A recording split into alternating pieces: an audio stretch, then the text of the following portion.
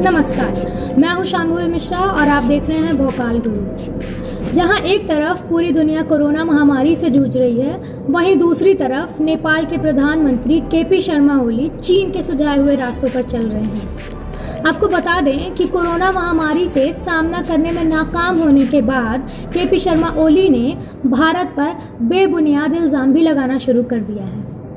तो चलिए ले चलते हैं आपको इसी खबर से जुड़ी हुई आगे स्पेशल रिपोर्ट की तरफ।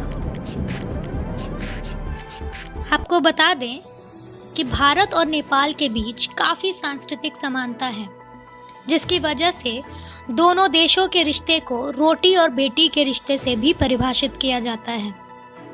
यही वजह है कि दोनों देशों के बीच बिना वीज़ा और पासपोर्ट के आवागमन होता है।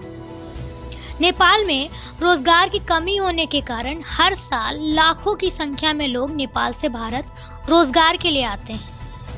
यहाँ तक कि भारतीय सेना में भी नेपाली समुदाय के कई लोग शामिल हैं। आप सोच रहे होंगे कि इतने अच्छे संबंध होने के बाद भी दोनों देशों के रिश्ते में दरार कैसे आई।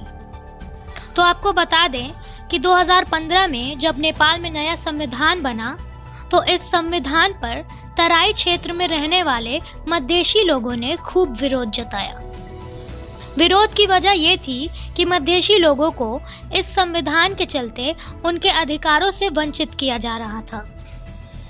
भारत ने मधेशियों के प्रति हमेशा सहानुभूति दिखाई है और इस विरोध के समय भी भारत मधेशियों के साथ खड़ा रहा। क्योंकि नेपाल किसी भी समुद्री सीमा से नहीं लगता, इस वजह से नेपाल में जरूरत का सारा सामान भारत से गाड़ियों के द्वारा पहुंचाया जाता है। लेकिन इस विरोध के चलते नेपाल में भारत से सामान नहीं पहुंच पा रहा था। दरअसल उस समय नेपाल में बड़ा भूकंप आया था, जिसके चलते उनके लिए जरूरत का सामान बहुत जरूरी था, जिसके ना पहुंच पाने पर नेपाल को बड़ी भारी समस्या का सामना करना पड़ा।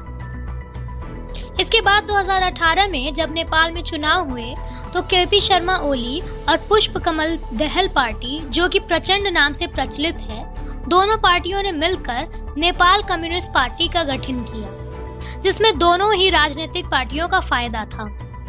दोनों पार्टियों का गठन इस शर्त पर हुआ कि एक एक पार्टी 2.5 साल सत्ता में राज करेगी। लेकिन शर्त के अनुसार जब केपी शर्मा ओली के हस्तांतरण की बारी आई, तो ओली अपनी बात से पलट गए और हस्तांतरण से इनकार कर दिया। ये समय ऐसा था जब ओली सरकार गिरने के बिल्कुल करीब थी, लेकिन ऐन मौके पर चीनी कम्युनिस्ट पार्टी नेपाल की राजनीतिक पार्टियों में सुलह कराने के लिए कूद पड़ी। चीन की आदत तो शुरू से ही घुसपैठ करने की रही है। इसी आदत के चलते चीनी कम्युनिस्ट पार्टी ने नेपाली राजनीतिक पार्टियों में ऐसा समझौता करवाया जैसे कि वो उनके अपने देश की ही पार्टी हो। ऐसा हम नहीं, ऐसा नेपाल का चर्चित अखबार द काठमांडू पोस्ट में कहा गया है। चीन की इसी हरकत के बाद से ही नेपाल अब चीन के बोल बोल रहा है। नेपाल भारत में मौजूद लिम्पियाधुरा, लिपुलेख और काला पानी को भारत से बिना राय बात किए अपने नक्शे में अपना हिस्सा बता रहा है। ये तो बात हो गई नेपाल के पहले विरोधी बोल की। इसी तरह से नेपाल ने एक बार फिर से भारत का विरोध करते हुए भारतीय वायरस को चीन और इटली के वायरस से ज्यादा खतरनाक बताया। केपी शर्मा ओली के विरोध से ऐसा मालूम पड़ता है मानो अपने देश में कोरोना संक्रमण का सामना करने से असफल होने का जिम्मेदार भी वह भारत को ही मान रहे हो। इस हरकत से नेपाल की अपने देश के प्रति गैर जिम्मेदारी साफ नजर आ रही है। यहाँ भारत इस वायरस को वुहान वायरस ना बोलकर कोविड-19 के नाम से पुकार रहा है, ताकि चीन के लोगों को दुनिया से अलग थलग ना किया जाए। और दूसरी तरफ नेपाली प्रधानमंत्री अपनी ओछी हरकतों से बाज नहीं आ रहे हैं। अभी हाल ही में नेपाल ने अपने देश के नागरिकता कानून में संशोधन किया, जिसमें विदेश से शादी कर नेपाल आई हुई औरतों को नेपाल की नागरिकता हासिल करने के लिए 7 साल का लंबा इंतजार करना पड़ेगा। आपको बता दें, नेपाल में शादी करके जाने वाली अधिक औरतें भारत की ही होती हैं। इससे यह साफ पता चलता है कि यह कानून भारत के विरोध में ही पारित किया गया है। भारत और नेपाल के बीच ऐसे बहुत से खटास भरे रिश्ते बन गए हैं जिसका भारत और नेपाल में बहुत बड़ा विरोध प्रदर्शन चल रहा है।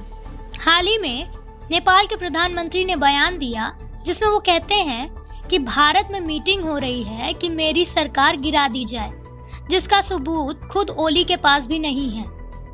यहाँ तक कि ओली ने यह तक कह डाला कि मुझे हटा पाना असंभव है। ओली की ऐसी बयानबाजी से साफ जाहिर होता है कि ओली अपने देश में लोकतंत्र को समाप्त करके चीन के तरीके से वन पार्टी सिस्टम लागू करना चाहते हैं। ऐसा कर पाना ओली के लिए कितना संभव है ये कह पाना तो मुश्किल है, पर ऐसे विरोधी बोलों से नेपाल के प्रधानमंत्री ओली की मंशा का जरूर पता चल जाता है। तो इस परिस्थिति में क्या भारत को नेपाल के खिलाफ एक्शन लेना चाहिए? जहां तक हमें लगता है कि नेपाल और भारत का रिश्ता दोनों देशों की जनता के बीच है, ना कि सरकारों के बीच। इसलिए भारत को कोई भी कदम उठाने से पहले सोचना पड़ेगा, क्योंकि अभी हाल खेल वर्तमान प्रधानमंत्री की वजह से है, तो बेहतर होगा कि अच्छे समय का इंतजार किया जाए।